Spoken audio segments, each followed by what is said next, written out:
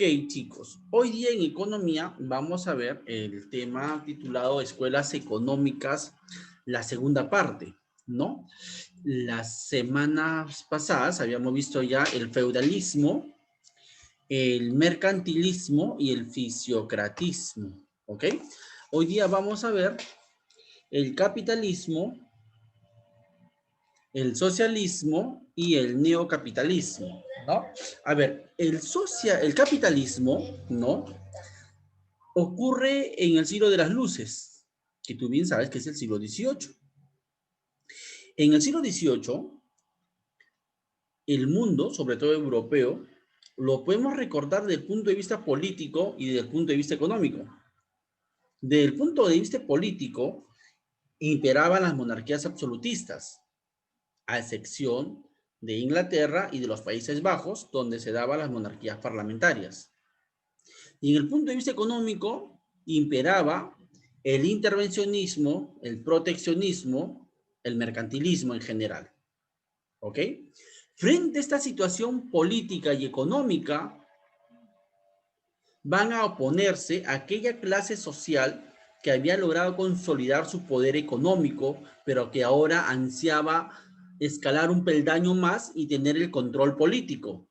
Esa clase social de la cual estoy hablando se llama la burguesía, que no es que surgió en el siglo XVIII, la burguesía se inicia desde el siglo XIV, XV más o menos.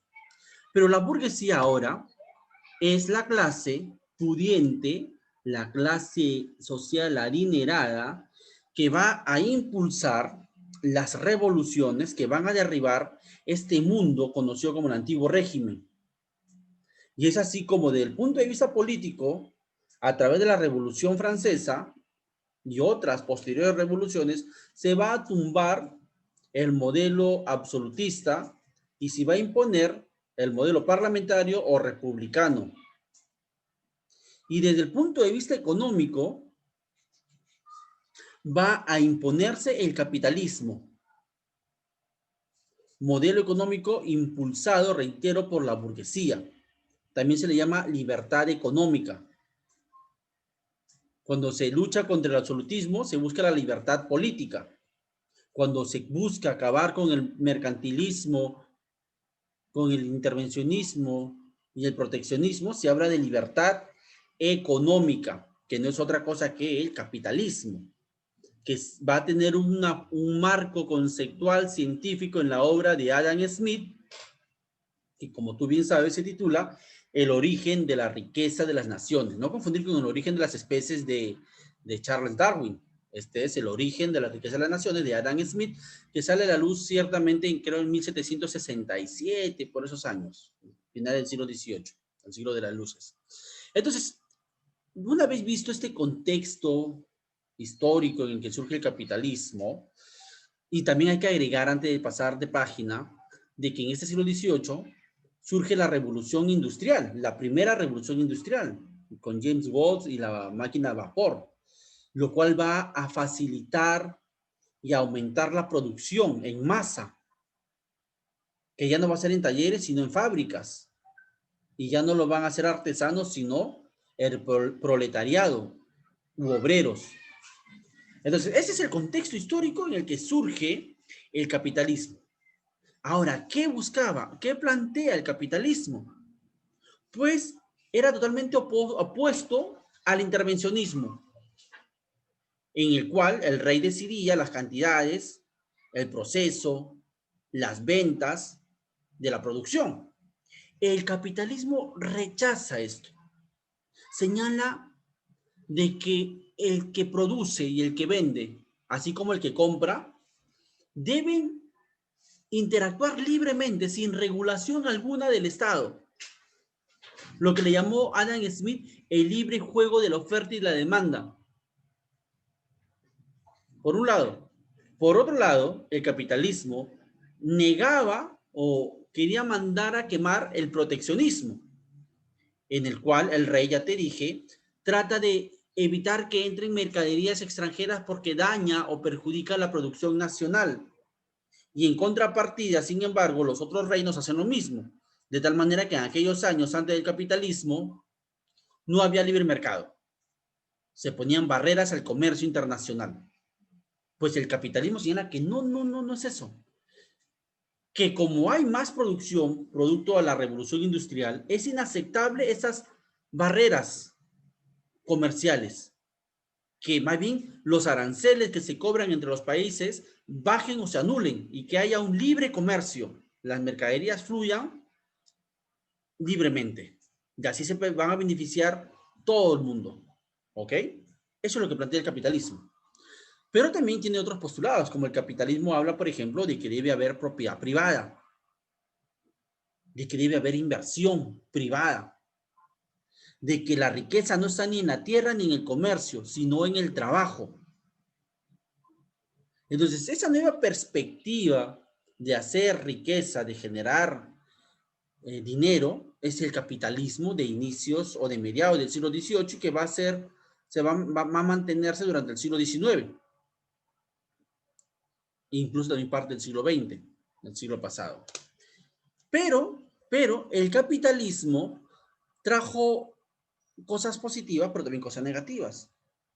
Lo negativo que trajo el capitalismo va a ser el exceso de ambición de los burgueses que, cegados por esa riqueza material, van a aferrarse a ese dinero y van a querer acrecentar su patrimonio a costa de los trabajadores, de los obreros, a quienes, y que sobre ellos no les interesaba, a los burgueses no les interesaba que sus trabajadores en las fábricas trabajen 14 horas diarias con un miserable salario. Ellos solo veían su billetera cómo seguía engordando. Y frente a esta situación de sobreexplotación laboral, el Estado no defendía al obrero, defendía al burgués. Porque mientras los burgueses te paguen más impuestos al Estado, el Estado se hace sordo, ciego y mudo. No ve, no escucha, ¿no? Ese es el Estado burgués, como le llamó Carlos Marx. Y ya que hablé de Carlos Marx, ¿no? Ese panorama sombrío donde muy pocos se hacían ricos y la mayoría estaba condenado a una pobreza abominable y donde el Estado no hacía nada en beneficio de los obreros, es cuando va a surgir ese movimiento socialista. Que visto desde ese punto de vista, en ese contexto, como yo ya te he dicho, si yo hubiera vivido en Europa por los años 1810, pues sin dudarlo, hubiera abrazado los ideales de Carlos Marx y hubiera también cogido lo que tuviera para levantarme contra este Estado opresor. El socialismo científico, porque también hay un socialismo utópico, que lo hemos visto en Historia Universal, el socialismo científico liderado por Carlos Marx, quien junto a Friedrich Engels, coautores de la obra El Capital. No crea usted que porque la obra de Carlos Marx se llama El Capital, no puede llegar a la inferencia de que Carlos Marx es capitalista. Para nada. Su obra se tituló El Capital, pero él odiaba, veía como un monstruo al capitalismo de sus tiempos. Y creo que cualquier persona culta, con dos dedos de frente, pudo haber pensado que el capitalismo de aquellos años era una basura, era un modelo que solo protegía a los ricos, ¿no? Y que se fundaba sobre la explotación de la masa pobre, sobre el proletariado. Entonces, en conclusión, es aquí el socialismo es como una respuesta, es como una consecuencia a la explotación impulsada por el capitalismo primitivo, como por el capitalismo de aquellos años, del siglo XVIII. Pero entonces, ¿qué plantea el socialismo? Al menos el socialismo científico de Carlos Marx. El socialismo planteaba de que ante la inacción del Estado y la ambición ciega de los burgueses, el único camino era la revolución obrera, que los obreros y los campesinos, la hoz y el martillo, o el martillo de los obreros y la hoz de los campesinos, se unan, la clase trabajadora, y derriben al Estado, hagan una revolución. Aún estaba fresca la Revolución Francesa y la Revolución Liberal del siglo XVIII. Derriben el Estado burgués, como le llamaba el socialismo científico a este capitalismo, e impongan un Estado donde el Estado controle, donde el Estado dirija, donde el Estado planifique, donde un Estado todopoderoso produzca riqueza y que lo distribuya de manera equitativa entre todos, para así evitar lo que tanto odia el socialismo, las clases sociales, ¿no? De que todos somos iguales, de que todos debemos generar la riqueza y que todo se debe distribuir equitativamente. Nos recuerda mucho al Tahuantinsuyo. Ya te lo he dicho, en su momento, hay María Rostorovsky, Juan de Murúa y otros grandes historiadores señalan de que el Tahuantinsuyo, sin saber nada de Carlos Marx, porque fue mucho antes, fue un estado socialista. Y no, tienen mucha razón, porque en el Tahuantinsuyo era el curaca, representante del Inca en los Ayllus, quien hacía que todos trabajen y que luego la riqueza se distribuya equitativamente. Algo así funciona el socialismo. Algo así planteaba el socialismo. Era un mundo ideal, pero a la vez utópico, porque no se puede pensar de que todos los seres humanos tenemos las mismas limitadas ambiciones. El socialismo se tumba por muchas razones, como lo hemos visto en Historia Universal, pero sobre todo porque en la genética del socialismo se niega la capacidad humana de ser ambicioso, de querer sobresalir, porque en el socialismo es el Estado todopoderoso el que planifica, organiza, ejecuta, supervisa, distribuye la riqueza, eliminando la propiedad privada, la, la, y la inversión privada. ¿Ok? Pero como también ya hemos conocido, y eso es lo que yo espero que ustedes pasen a la universidad con estos conocimientos más o menos claros de la historia universal y de la economía, recuerda que este movimiento socialista que buscaba la revolución de los obreros y la instauración de un gobierno socialista que luego se convertiría en comunismo, no logró establecerse en Europa porque simplemente el Estado burgués, el Estado y la burguesía, al ver esta amenaza, pues comienzan a aplicar reformas para evitar justamente esta revolución de los obreros. Y eso comienza a llamarse ya como un nuevo capitalismo o neocapitalismo, en el cual el día de hoy vivimos. Y es lo que ahorita te estoy diciendo. El neocapitalismo, que tiene como representantes a John Keynes, ministro de Economía de Franklin Roosevelt, el que aplicó el New Deal y sacó a Estados Unidos de la Gran Depresión, ¿te acuerdas? El neocapitalismo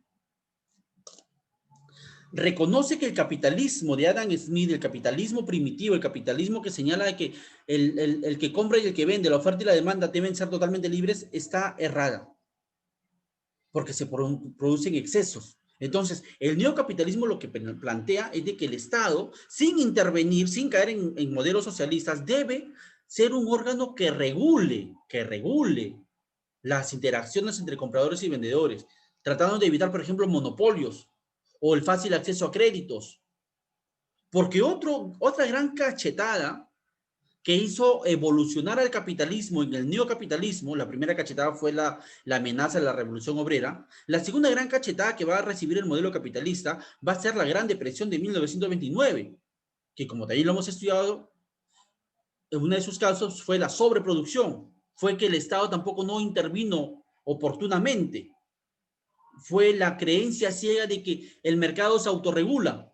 Y eso no es cierto, lo demostró la Gran Depresión.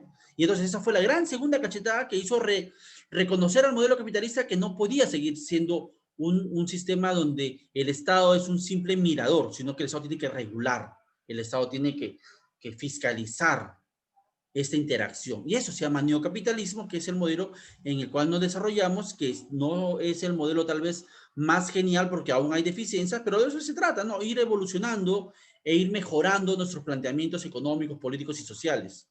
¿Ok? Porque al fin y al cabo, toda obra humana es imperfecta, pero la tarea de los humanos es irla con el tiempo y con los errores perfeccionando.